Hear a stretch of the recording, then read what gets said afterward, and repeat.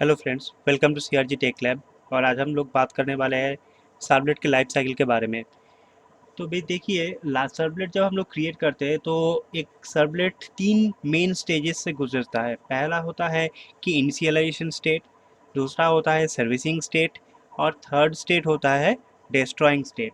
तो बेसिकली ये तीनों मेथड है, INIT मेथड, सर्विस मेथड और डिस्ट्रॉय मेथड, ये तीनों मेथड सर्वलेट का जो मेन लाइफ साइकिल है उसके स्टेजेस को डिनोट करते हैं।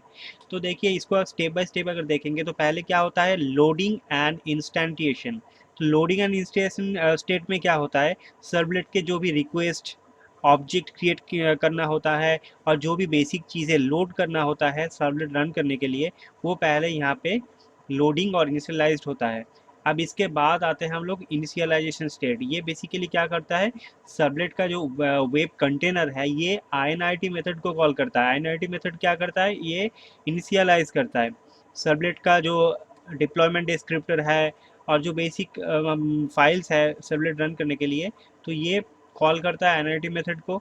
अब INIT मेथड कॉल होने के बाद क्या होता है, सर्वलेट एक्चुअली सर्विसिंग स्टेट पे आता है। सर्विसिंग स्टेट मतलब वो रिक्वेस्ट को प्रोसेस कर सकता है, वो रिक्वेस्ट ले सकता है क्लाइंट से, उसको प्रोसेस करके रिस्पॉन्स जनरेट करता है। तो इस स्टेट को हम लोग बोलते हैं सर्विसिंग स्टेट। तो ये सर्विस मेथड डिनोट करता है ये सर्विसिंग स्टेट को। अब ये सर्विस मेथड क्या होता है, डू गेट डू पोस्ट, जो HTTP स्पेसिफिक रिक्वेस्ट आते हैं, कभी गेट रिक्वेस्ट आते हैं, कभी पोस्ट रिक्वेस्ट आ सकता है, तो वो क्या करता है, अप्रोप्रिएट जो फंक्शन है उसको कॉल करता है सर्विस मेथड। तो बेसिकली सर्विस मेथड क्या करता है, वो एक्चुअल सर्वलेट का जो टास्क है उसको परफॉर्म करता है। अब जैसे ही सर्वलेट का काम खत्म हो जाता है, अब सर्वलेट को क्या होता है, सर्विस से हटाया जाता है। तो हटाने के लिए क्या होता है, डिस्ट्रॉय मेथड को कॉल करता है वेब कंटेनर। वेब कंटेनर जैसे ही डिस्ट्रॉय मेथड को कॉल करता है तो हम लोग का जो जावा वर्चुअल मशीन है वो गार्बेज कलेक्शन करता है, मतलब वो रिसोर्स को डीएलोकेट करता है। क्योंकि सर्विसिंग जब हो रहा था तब वो कुछ ना कुछ रिसोर्स तो यूज़ कर रहा था, वो फाइल हो सकता है, वो मेमोरी हो सकता है और बाकी जो रिसोर्स है उसको यूज़ कर रहा था। अब जैसे ही वो डिस्ट्रॉय मेथड को कॉल किया तो जेवीएम क्या करेगा, गार्बेज कलेक्ट करके रिसोर्स को डीएलोकेट कर देगा, मतलब काम हो चुका है, ये चीज़ अब छोड़ देगा। तो ये तीनों मेथड ही लाइफ साइकिल को डिनोट करता है सर्वलेट का। पहले क्या होता है, क्रिएट होता है, उसके बाद इनिशियलाइज स्टेट पे आता है सर्वलेट, उसके बाद वो अवेलेबल फॉर सर्विस स्टेट होता है। अवेलेबल हो गया मतलब ये अब क्लाइंट से रिक्वेस्ट ले सकता है, क्लाइंट से जैसे ही रिक्वेस्ट आएगा उसको प्रोसेस करेगा। अब जैसे ही सर्विस रिक्वेस्ट यहाँ पे आता है, देखो यहाँ पे वो रिक्वेस्ट को प्रोसेस करता है, ये कम्युनिकेट करता है। अब कभी ना कभी तो सर्वलेट का काम खत्म होगा, जब खत्म होगा तब सर्वलेट कौन कौन सी जगह आएगा, वो अनअवेलेबल हो जाएगा। अब ये अनअवेलेबल होने के बाद ही अगर डिस्ट्रॉय मेथड कॉल हो जाएगा तो वो डायरेक्टली डिस्ट्रॉय स्टेट पे आ जाएगा, मतलब वो उसका काम खत्म। अब इसके बाद क्या होगा, वो अनलोड करेगा। अनलोड करेगा मतलब रिसोर्स को डीएलोकेट कर देगा। ठीक है, तो ये लाइफ साइकिल के थ्रू सर्वलेट का पूरा काम होता है। अब थोड़ा हम लोग डिटेल्स में देखेंगे, लोडिंग स्टेट पे एक्चुअली होता क्या है, इनिशियलाइजेशन स्टेट पे होता क्या है, सर्विसिंग रिक्वेस्ट स्टेज पे एक्चुअली होता क्या है, वो थोड़ा डिटेल्स में हम लोग देखेंगे।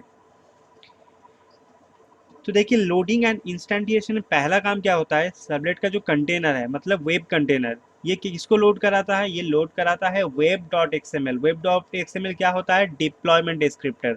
सर्वलेट का जो कॉन्फ़िगरेशन फाइल है, वेब एप्लीकेशन का जो कॉन्फ़िगरेशन होता है वो वेब डॉट एक्सएमएल पे होता है।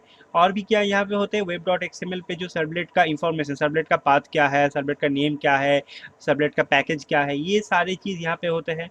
और यहाँ पे ऐसे प्रायोरिटी भी सेट किया जाता है। लोड ऑन स्टार्टअप में क्या होता है, ये एक टैग है, XML बेस्ड टैग है, ये वेब डॉट एक्सएमएल पे हम लोग इम्प्लीमेंट करते हैं। इससे क्या होता है, जो हम लोग प्रायोरिटी है, कौन सा सर्वलेट के बाद कौन सा लोड होना चाहिए, उसका प्रायोरिटी भी हम लोग सेट कर सकते हैं। कि मान लो सर्वलेट 1 अगर लोड होना है, उसके बाद सर्वलेट 2, उसके बाद 3, तो कौन से सर्वलेट को पहले होना है, कौन सा दूसरे होना है, उसको हम लोग एक नंबर से डिनोट करते हैं, 0, 1, 2 इस तरह से।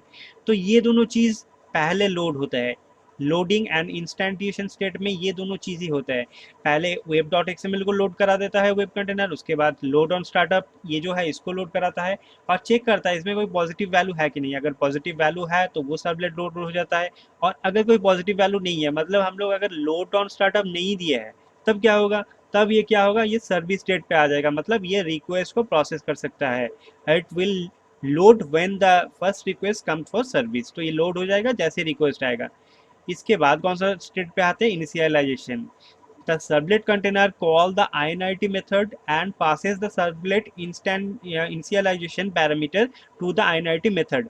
तो इसके बाद क्या करता है servlet container, क्या करता है servlet का जो इनिशियलाइजेशन जो पैरामीटर्स है उसको पास करा देता है, पास करता है किसमें, init मेथड पे पास करता है. The init method is called only once during the entire life cycle of the servlet. तो ये चीज़ याद रखना, init मेथड सिर्फ एक बार ही कॉल होता है, पूरे लाइफ साइकिल में एक ही बार init मेथड कॉल होगा. जो डिस्ट्रॉय मेथड है वो भी एक ही बार कॉल होगा, लेकिन सर्विस मेथड जितने रिक्वेस्ट आएंगे उतने उसका वो कॉल होगा, हर एक रिक्वेस्ट के लिए वो कॉल होगा और वो कॉल को वो सर्विस देगा. तो ये दोनों स्टेप तो हम लोग समझ चुके हैं कि लोडिंग और इंस्टेंटिएशन क्या होता है, इनिशियलाइजेशन करते हैं कैसे. इसके बाद हम लोग नेक्स्ट जो है वो क्या है, servicing the request. Servicing the request में क्या होता है, सर्विस मेथड को कॉल किया जाता है वेब कंटेनर से. Servlet creates a separate thread for each of the request made and servlet container calls. तो क्या होता है, हर एक रिक्वेस्ट के लिए एक थ्रेड जनरेट होता है, थ्रेड से क्या होता है वो सर्वलेट कॉल होता है. The service method for servicing any request, कोई भी रिक्वेस्ट को सर्विस देने के लिए सर्विस मेथड कॉल होता है. The service method evaluates the kind of request and calls the suitable method do get or do post to execute the request and send response to the client using the methods of the response object.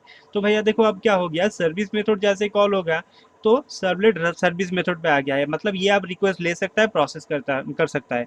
अब client से request आएगा, client से क्या होगा कि हो सकता है कि वो गेट रिक्वेस्ट हो सकता है वो पोर्ट रिक्वेस्ट हो, पोस्ट रिक्वेस्ट हो सकता है, डिलीट हो सकता है और पुट रिक्वेस्ट हो सकता है. तो एच के जो रिक्वेस्ट होता है तो वो रिक्वेस्ट जैसा कॉल होगा, अगर मान लो मैंने गेट रिक्वेस्ट क्लाइंट ने दिया है तो कौन सा मेथड कॉल करेगा, ये मेथड एग्जीक्यूट हो जाएगा डू गेट. अगर पोस्ट रिक्वेस्ट भेजा है तो डू पोस्ट होगा, अगर पुट रिक्वेस्ट आया है तो डू पुट होगा.